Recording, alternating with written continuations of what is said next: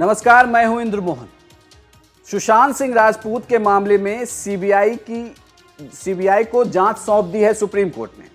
महाराष्ट्र सरकार की काफी किरकिरी हो रही है और साथ ही मुंबई पुलिस की भी, क्योंकि मुंबई पुलिस इतने दिनों तक उसने एक एफआईआर तक दर्ज नहीं की। बिहार पुलिस जब जांच के लिए जाती है तो उसे जांच से रोका जाता है, उसके साथ कोऑपरेट नहीं किया जाता है। सवाल कई खड़े होते हैं और इन सब सवालों के बीच एक ट्वीट से अब खुद महाराष्ट्र सरकार पर उस ट्वीट की वजह से सवाल उठने लगा है। दरअसल पार्थ पवार ने एक ट्वीट किया है और लिखा है सत्यमेव जयते। यह ट्वीट सुशांत सिंह राजपूत मामले से ही जुड़ा हुआ है। और पार्थ पवार कौन है ये मैं आपको बता दूं। पार्थ पवार अजीत पवार के बेटे हैं, शरद पवार के पोते हुए, यानी कि एनसीपी के परिवार से पार्थ पवार आते हैं। पार्थ पवार ने लोकसभा का चुनाव भी लड़ा था और अपनी बातों को लेकर काफी प्रखर हैं। उन्हें जो सही लगता है वह सोशल मीडिया पर लिखते रहते हैं। उनका कभी कभी ये सवाल भी उठता है कि आखिर वो पार्टी की विचारधारा से अलग जाकर अपनी बात क्यों रखते हैं, क्योंकि महाराष्ट्र सरकार की लगातार सुशांत सिंह राजपूत के मामले में किरकिरी हो रही थी कि वो जांच में क्या छुपाना चाहती है, वह जांच सीबीआई से कराने से क्यों भाग रही है, वो क्यों चाहती है कि इस पूरे मामले की जांच मुंबई पुलिस ही करे। क्यों उन्होंने बिहार पुलिस जब जांच के लिए गई थी तो उसके साथ सहयोग क्यों नहीं किया, क्यों सीनियर अधिकारी को क्वारंटीन कर दिया गया। कई तरीके के सवाल थे।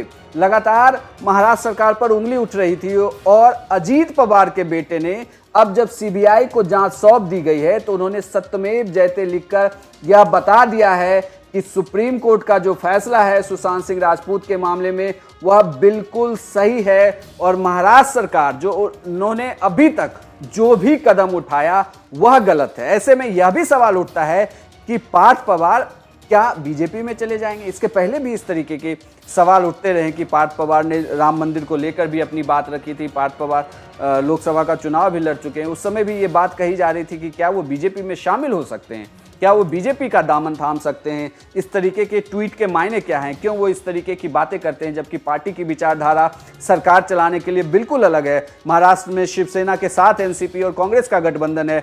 एनसीपी वहां सहयोगी पार्टी है, बल्कि पार्थ पवार के पिता अजीत पवार एनसीपी में एक तरीके से कहें तो बिल्कुल दिग्गज नेता, शरद पवार के बाद नंबर 2 वही हैं।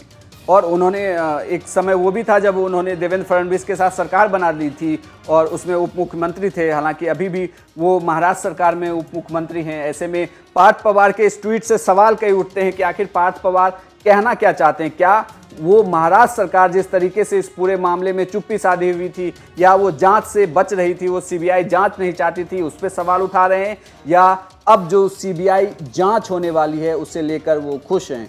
यह पूरी राय क्या पार्टी से इतर है या यह राय इनकी अपनी राय है, इस तरीके से मतलब पार्टी से उनका कोई लेन। क्योंकि पार्थ पवार के अगर आप ट्वीट को देखें तो वो लगातार अपनी, ऐसा लगता है कि अपनी बातों को लेकर काफ़ी मुखर रहे हैं, ट्विटर पर लिखते रहे हैं। उन्हें कोई फर्क नहीं पड़ता कि उनकी पार्टी की विचारधारा क्या है। हालांकि वो लोकसभा चुनाव लड़ चुके हैं, चुनाव वो हार गए थे और बीच में लगातार यह सवाल भी उठ रहा था कि क्या वो बीजेपी का दामन थामेंगे। हालांकि इसे लेकर कोई खबर नहीं है, लेकिन इनके इस ट्वीट से सियासी घमासान जरूर मचा हुआ है कि आखिर यह सवाल उठता है कि पार्थ पवार इस ट्वीट के जरिए क्या कहना चाहते हैं। युवा नेता, महाराष्ट्र के एनसीपी के नेता अजीत पवार के बेटे हैं, शरद पवार के पोते हुए ये, और उनका यह ट्वीट सवाल उठाता है खुद के सरकार पर कि क्या महाराष्ट्र सरकार इस पूरे मामले में कुछ लिपापोती कर रही थी, महाराष्ट्र सरकार किन बातों को छुपा रही थी, और अब जब सुप्रीम कोर्ट ने फैसला सुनाया है तो क्या सुशांत सिंह राजपूत को न्याय मिलेगा।